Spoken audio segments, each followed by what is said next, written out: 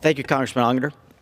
Next, we have Congressman Tony Wied from the great state of Wisconsin. He represents the northeastern portion of Wisconsin, the 8th Congressional District, and he comes with the real-world experience of being a business owner, as he and his wife have developed an amazing business in their neck of the woods. And he serves on the Transportation and Infrastructure Committee, the Agriculture Committee, as well as the Small Business Committee as well. And with that, I yield to Congressman Wied.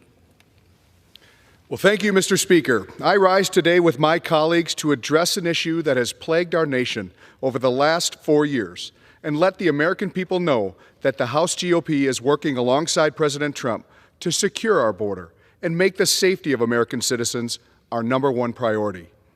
When President Trump left office 4 years ago, our border was secure and significant progress was being made on the border wall. On the first day of the Biden administration, Joe Biden unilaterally reversed nearly all of the successful policies of the Trump administration and invited an invasion at our southern border.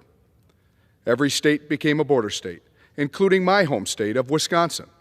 Every county became a border county, and every town became a border town.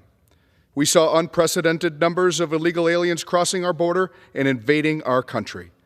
Many of these individuals have committed violent felonies and other serious crimes since entering this country.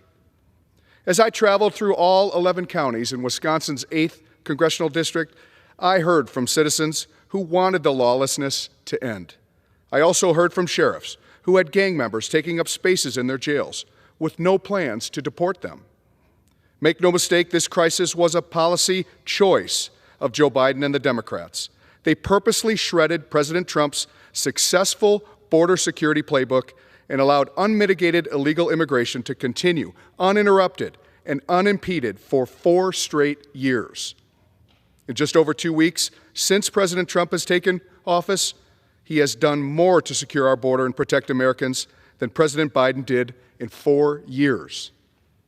As you can see, over the past 2 years, there was an average of more than 1,500 illegal migrants encountered at our border every single day. President Trump's first days of office, that number had fallen to fewer than 50 encounters. Since then, we have continued to see a 63% drop in illegal encounters at the border on average.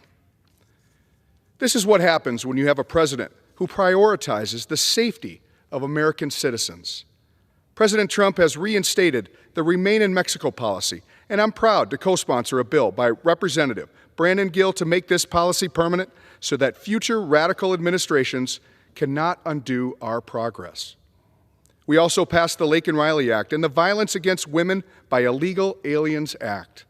These bills ensure that anyone in this country illegally who commits a crime, whether it be a theft or sexual assault, will have an ICE detainer placed on them immediately. The House of Representatives just passed the HALT Act, permanently criminalizing fentanyl.